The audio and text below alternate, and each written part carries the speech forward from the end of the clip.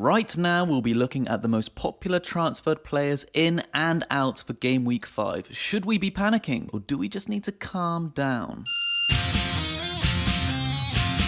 Welcome to FPL Sucks, and boy, doesn't it suck. For some, not for me, for once, because I actually had a good week finally. 83 points for my team. However, for many others, maybe for you watching, it's been the same feeling as a fat kid hearing the Ice Cream Man song, waddling all the way to the road to buy Mr. Whippy, only for the van to speed off, telling the little porker to lose weight, throwing a carrot at his chubby cheeks. It's disappointing, is what I'm trying to say. But for me watching, it's hilarious. And some people out there are panicking right now, with Palmer and Semenyo the names on people's lips at the moment for two different reasons, really. So let's talk about them first. One has been really quite good so far this season, and one has been really quite underwhelming, yet both are popular picks, with people transferring him in the hundreds of thousands, multiple hundreds of thousands. I've been in the Palmer out camp since the second half of last season, with evidence. In previous videos, I've mentioned how he's not to be trusted. He had a strong first half of the season last year, but it completely fell off. Don't let his charming intellect and good looks fool you into believing he's an essential pick. But he came off the bench and scored a goal. I don't give a fuck. In 20 league games so far in 2025, so that's both this season and the end of last season, he made just 6 goal contributions. That's a goal involvement every 3 games. So now tell me, is that shit worth 10.4 million? No, seriously. Go in the comments of this video and write, I clean windows with my tongue and I think Palmer is essential. And I'll put the pin of shame on the first comment I see. I'm not saying I will never have Palmer in my team, but just because he came off the bench to score a goal doesn't change things immediately for me. I want to see him really build momentum before I consider putting him in my squad for the current price he's at. So Semenyo now, £7.5 million. He's up 0.5, £500,000 since the season start. People are loving him right now. If you can afford him, if there's place for him in your team, buy him. Don't feel like you've missed out or he's too expensive just because he's 7% more expensive. Just get him in your team if you can, because his next fixtures coming up with Bournemouth, they're pretty tasty indeed. The next 4 fixtures, Newcastle, Leeds, Fulham and Palace. Not saying Bournemouth are going to win every game, but definitely scoreable fixtures with Semenyo. He's seeming to be the main man right now, so if there's space in your team, get him if you can. Now, before we move on to the next most popular transferred in player, if you've enjoyed this video so far, give it a like and subscribe to the channel. I'm on a journey to the top 100,000 Valhalla, and I want you alongside me on this journey. Thanks very much in advance. Next up, Van the Man de Ven. He's £4.6 million. He's up 0.1 million. He's a man also in my team for good reason. I get the feeling he's even more popular than normal right now because he scored a goal last game week against West Ham, which shouldn't be your thinking here. He's not going to be a goal-scoring defender most weeks. So get that out of your head. What you should be thinking is that Spurs have some of the best fixtures coming up and he's cheap as chips. After Brighton, they play Wolves, Leeds and Aston Villa. And with Aston Villa having not been able to score a goal in the league so far, you can probably say that Spurs could get like 3 clean sheets out of those 4 fixtures. But now I'm saying that, they'll probably get 0 clean sheets. Just my luck. But anyway, I highly recommend to get Van de Ven in your team. 4.6 million. 4.6 million for a starting Spurs midfielder with great fixtures coming up. Do it. Do it. Next up, Haaland, £14.1 million.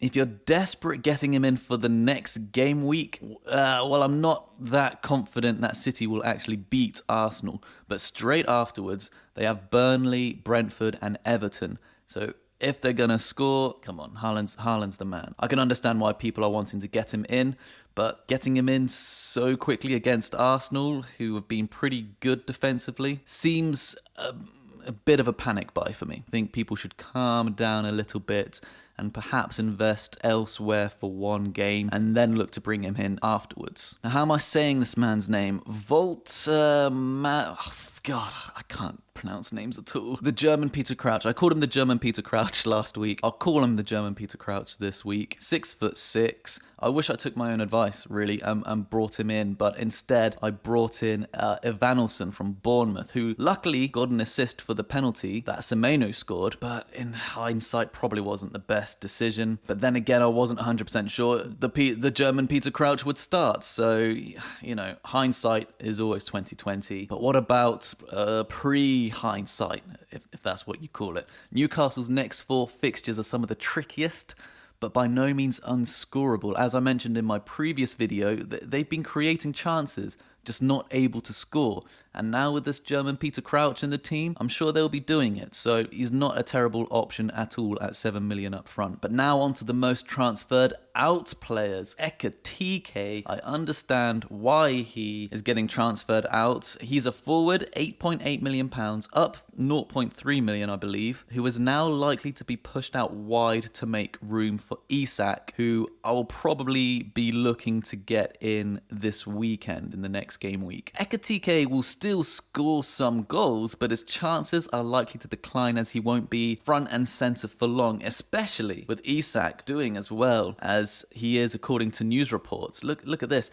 Isak has impressed in training. Can you believe it? A £125 million footballer is good at football. Liverpool must have some incredible scouts to snap up such a bargain. I mean, Ekitike just might as well retire now. Now Wirtz, another Liverpool player, being transferred out in high numbers. £8.4 million currently, so he's down 0.1 million. Now he's making me look like a right mug. I was sure he would hit the ground running, having previously made something ridiculous like 40 goal involvements in 60 games before joining Liverpool. He can still get good, I don't doubt, but coming from the German league right now, he's looking more like a Sancho rather than a Son in terms of his output. However, don't fear. There are some incredible stats floating about for Wirtz, like what was reported, I believe, in Sky Sports. Wirtz, PL ranks this season. He's number 1 in off-the-ball runs and runs into the final third and runs ahead of the ball. He's first place. He's first place in all these essential categories. So why is everybody selling him? Who cares if he hasn't returned, if he hasn't got an assist or a goal to his name so far this season in 4 games? Look at this. I mean, what the fuck? Who's keeping track of these stats? Oh, quick. What's Wirtz number 1 in? The most natural looking haircut in the league? Yeah, brilliant. Yeah, let's flash that on screen right now. We need to make sure people believe he's amazing. But if we can get serious for a minute, he hasn't lit up the league yet, has he? His stats, his expected goal involvements aren't actually looking too terrible. And I still have hope. After all, he is a young man. But right now, his output just isn't incredible, even though his expected stats are pretty decent. The momentum just isn't with him right now. So should you get rid of him? Well, Liverpool's fixtures aren't as good coming up as they were previously when he wasn't contributing a goal, so it's not looking fantastic. I would probably say to get rid of him. Now onto Woods, 7.6 million. He's actually up, even though people are mass selling him. So should you sell Woods? I think it's a little harsh that he's one of the most popular players to boot this week. Yes, Forest were poor against Arsenal, only 1 shot on target, but it is Arsenal. They're pretty solid in defence. However, next 2 games, they play Burnley and Sunderland back to back. I'm not saying Forest will smash them, but they're definitely scoreable games. So for me, it's very strange to get rid of him with these fixtures coming up next. So if you have him, just keep him. Keep him for 2 more game weeks. And if you don't have him, he's still an option, but not the best out there. And before we wrap up, let's have a little peek. Let me just gloat about how well my team has done last week. I used my wild card with the next 6 game weeks in mind, and I made 2 big decisions here to focus on Salah and Haaland, who both returned. I captained Salah, he got 18 points. Haaland, 2 goals, 13 points. Incredible. I have Dubravka in goal purely because he is the cheapest starting keeper at 4 million, allowed me to have Salah and Haaland in the same team together. In defence,